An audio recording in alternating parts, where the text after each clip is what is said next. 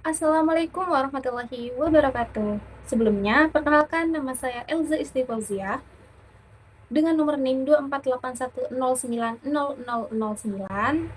dari kelas Manajemen Pendidikan Islam 4A, Fakultas Ilmu Tarbiyah dan Keguruan. Di video kali ini, saya akan membahas mengenai sebuah topik yang sering kita anggap menakutkan, padahal itu merupakan bagian ilmiah dari pertumbuhan, yaitu manajemen konflik.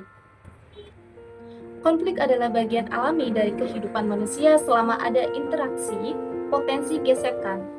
Namun, banyak dari kita melihat konflik sebagai akhir dari sebuah hubungan. Padahal, jika dikelola dengan benar, konflik justru bisa menjadi jembatan untuk pemahaman yang lebih dalam. Di video kali ini, kita akan membahas bagaimana konflik terjadi di dalam masyarakat dan langkah nyata untuk menyelesaikannya. Konflik di masyarakat biasanya berakar dari 3 hal utama, yaitu perbedaan nilai, persaingan sumber daya, dan hambatan komunikasi.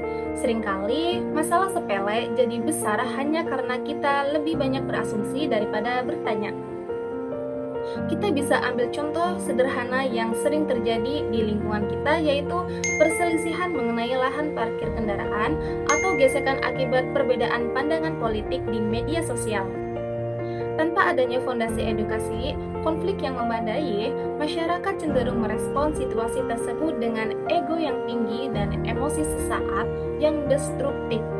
Padahal, jika kita mau sedikit menepi dari amarah, kita akan menyadari bahwa mengenali akar masalah secara objektif adalah 50% solusi itu sendiri. Lalu, bagaimana cara menyelesaikan konflik tersebut? Ada 3 pendekatan utama yang bisa kita terapkan. Yang pertama, ada negosiasi. Ini adalah tahap awal di mana kedua belah pihak duduk bersama tanpa perantara untuk mencari jalan tengah. Kuncinya adalah win-win solution. Yang kedua, mediasi.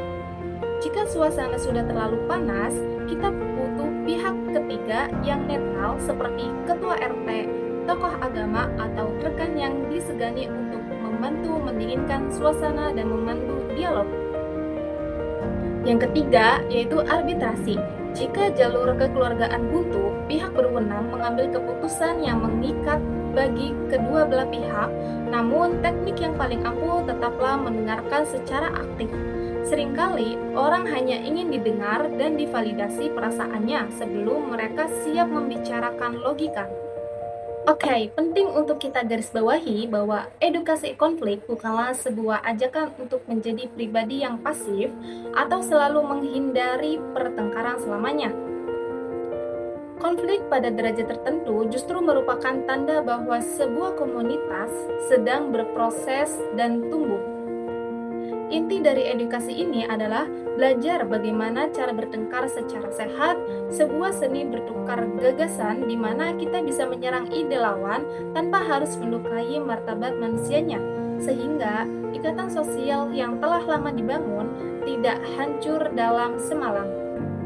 Kita harus menyadari bahwa kedewasaan sebuah komunitas, baik itu di lingkungan rumah maupun dalam lingkup luar, tidak diukur dari seberapa jarang mereka berselisih paham. Ukuran kedewasaan yang sesungguhnya terletak pada ketangguhan kolektif untuk bangkit, berlapang dada, dan saling memaafkan setelah badai konflik itu berlalu.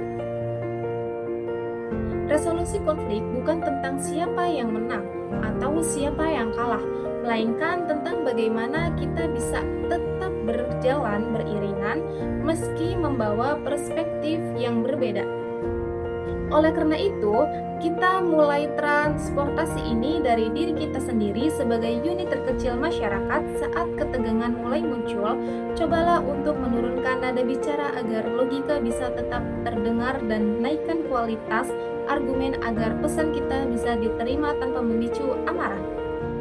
Ingatlah, perdamaian bukanlah sebuah kondisi yang datang secara ajaib, melainkan sebuah kerja keras yang harus kita upayakan setiap hari.